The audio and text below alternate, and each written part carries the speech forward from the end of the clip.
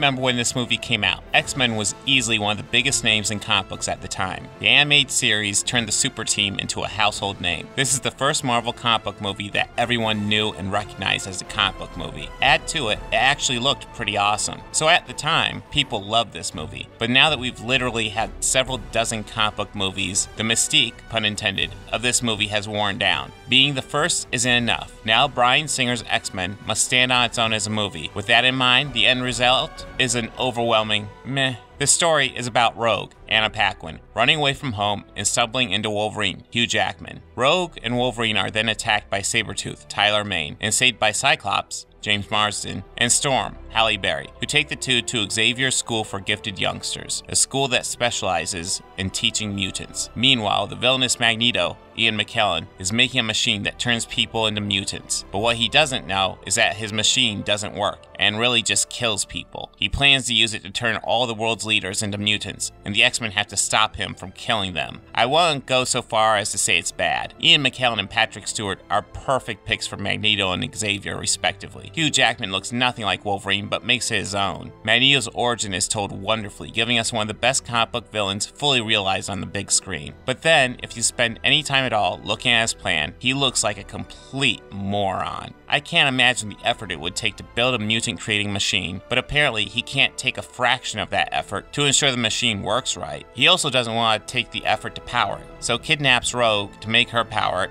Except what way does he have to know Rogue will continue to power it? For all he knows, she might quickly figure out how to power down, and suddenly his plan goes to shit, which it already was because the machine still doesn't work. It's huge issues like this that prevent X-Men from being anything special raw movie-wise. It was still the first big obvious Marvel comic book movie that was treated with anything besides hate from fans and critics, and that is important. It's also the first Marvel movie produced by Kevin Feige, so this movie is a big deal, just not for being a particularly great movie.